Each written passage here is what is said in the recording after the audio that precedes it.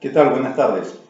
Este es el décimo video de las reflexiones en la pandemia y vamos a continuar con el tema de la muerte. Igual quería agradecer la participación de algunos seguidores, las preguntas y las propuestas las tomo, aunque algunas son de difícil aplicación, como por ejemplo hacerlo con un sistema presencial de Zoom, porque nos tendríamos que poner de acuerdo entre varios para coincidir horarios y demás. Igual no descartamos la idea, si ustedes quieren armar un grupo, después lo conversamos. Me parece, claro, mucho más real en el sentido más interactivo que las preguntas puedan ser hechas en el momento y respondidas en el momento, no en diferido como hacemos ahora. Respecto entonces de respuestas muy rapiditas para poder seguir avanzando en el tema, quería comentarles a Juan Carlos, a Verónica, que aún dentro del pensamiento binario y dualista que caracteriza un poco el positivismo racionalista, dimos ya ejemplos en otros videos, ¿no? O sea, las oposiciones entre luz, oscuridad, un arriba y un abajo, entre bien y mal, son oposiciones aparentes de nuestra forma de pensar la realidad y de percibirla, pero en realidad todo compone una unidad, porque una polaridad no puede ser sin la otra. No puede haber luz sin oscuridad, no puede haber un arriba sin un abajo, no puede haber un bien sin un mal. Pero, perdón, ahí me detengo porque tendríamos que entrar en un terreno más complejo. Pero ¿a dónde voy? A la polaridad o la falsa polaridad entre vida y muerte. Es importante que reflexionemos sobre esto. O sea, lo que en apariencia se opone a la muerte no es la vida, sino el nacimiento. Porque en el acto de nacimiento llegamos a la vida, en el acto de morir nos vamos de esta vida, por lo menos. Entonces, eso es una falsa polaridad, que es importante que la tengamos en cuenta luego para entender otros conceptos sobre el diagnóstico de muerte o sobre la concepción cultural de la muerte. Bueno, el tema es la medicalización de la muerte. Como tantas cosas en nuestra cultura, la medicina en los últimos largos años ha ido ocupando un lugar, bueno, muy preeminente en cuanto al conocimiento normativo, en cuanto a lo que es sano, enfermo, normal, anormal, bueno, malo inclusive, que no siempre le corresponde.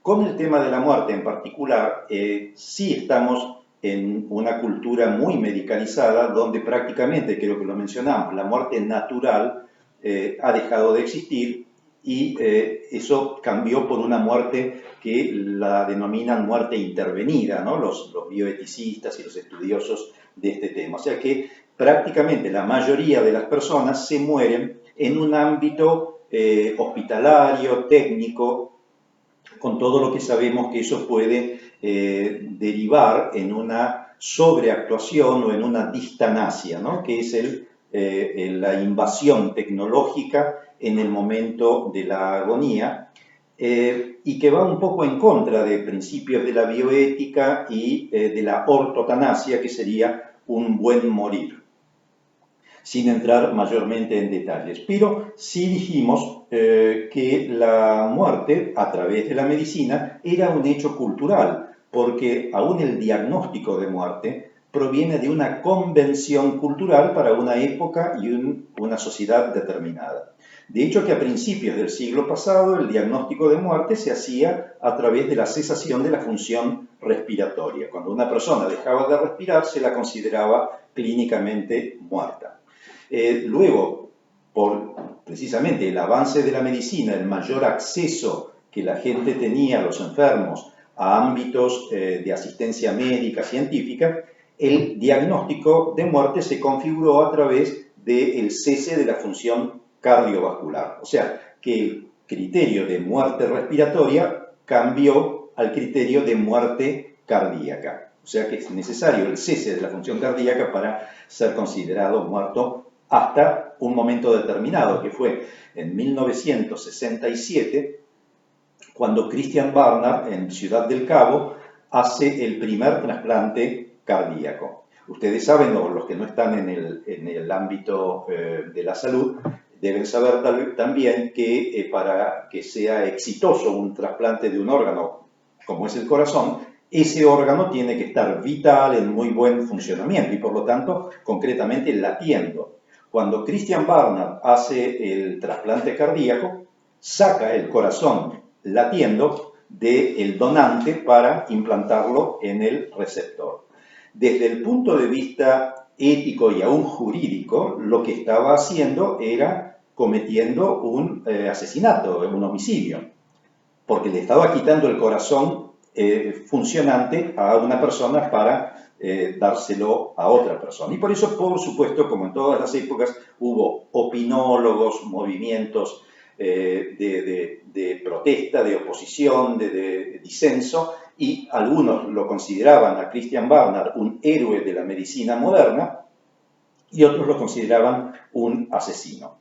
El avance que posibilitó el primer trasplante cardíaco fue inmenso porque inicia la era de la trasplantología, para lo cual fue necesario un año después, en 1968, cambiar los criterios legales, inclusive del diagnóstico de muerte, introduciendo el criterio de muerte cerebral. O sea, que ya no era la función respiratoria, la función cardíaca, sino que se precisaba del diagnóstico de muerte cerebral para diagnosticar que una persona ya no vivía, que ya estaba muerta.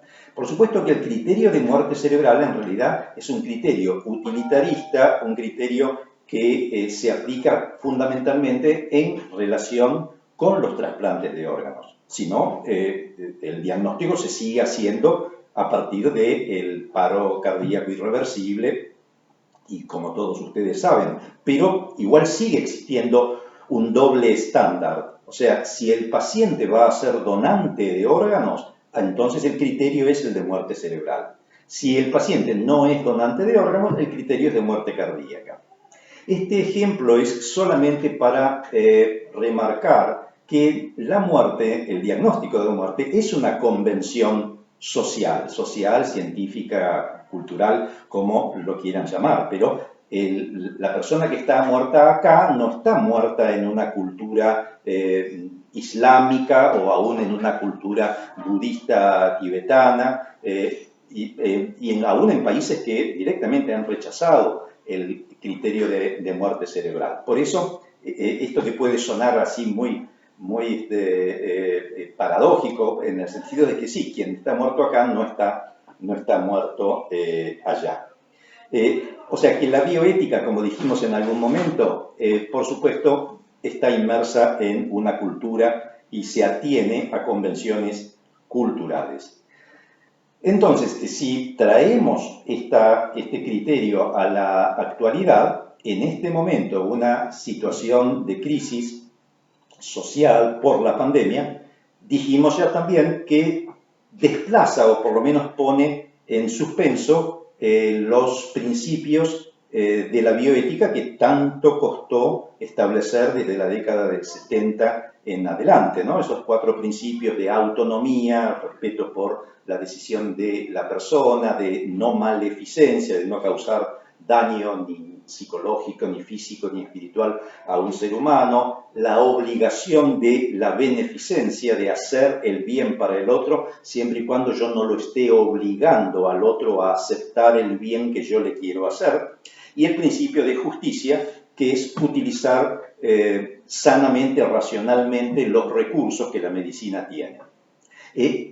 Esos principios quedan un poco relegados en épocas de crisis, como puede ser una época de crisis como una guerra, por ejemplo. En una época de guerra, no solo los criterios bioéticos quedan relegados, sino criterios jurídicos. O sea, en época de guerra, el matar está permitido, y no solo está permitido, sino que a veces es premiado. Eso no quita que haya voces, aún en épocas de guerra o en países que crónicamente están en guerra, como en Medio Oriente, que pueda haber voces disidentes en contra de la discriminación, de la muerte, de considerar al otro un enemigo. Y esas voces en contra, esas voces disidentes, muchas veces son consideradas traidores a la patria o traidores al pensamiento establecido, digamos, por las circunstancias. O sea que también hay una ética de las circunstancias. O sea, circunstancialmente ahora la ética, la bioética, es decir, supongamos, no estoy muy de acuerdo con esta palabra, pero permitiría que se anule el principio de autonomía y que la medicina disponga que una persona pueda morir sola, aislada, conectada a un respirador, porque no puede recibir visitas, no puede estar en contacto por un criterio infectológico que es real y que existe, no es un invento.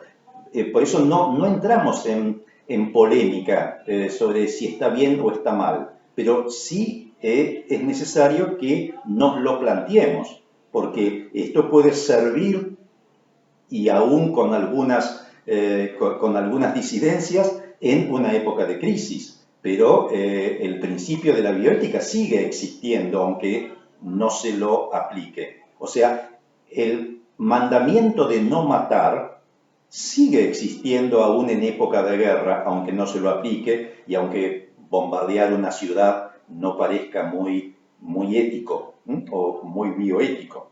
De manera que, bueno, eso debemos tenerlo en cuenta para comprender qué es lo que nos está pasando y cuáles son los riesgos y cuáles son los peligros de soslayar principios utilitariamente, porque ahora es necesario hacerlo.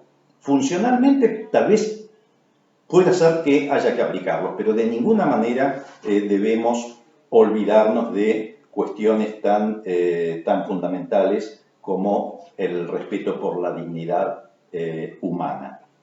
Bueno, vamos a continuar entonces con este tema, pero no quiero todavía dejar abierto ya el tema de la ética comparada, o por lo menos las concepciones comparadas entre culturas y entre también posturas personales para referirnos al tema de la muerte, porque es entrar, sí, en un terreno más metafísico, inclusive con implicancias espirituales, por usar también una palabra como la palabra energía, que a veces uno querría evitarla porque ya adquirió connotaciones que la alejan de su sentido principal.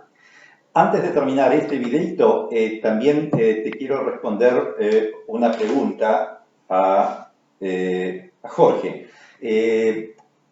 Dentro de la búsqueda de trascendencia, no, es cierto, no solo está en el querer perdurar en la memoria de otras generaciones, de otros seres, sino también el hecho de que se puede dar la vida por algo que uno considera más valioso que la vida misma.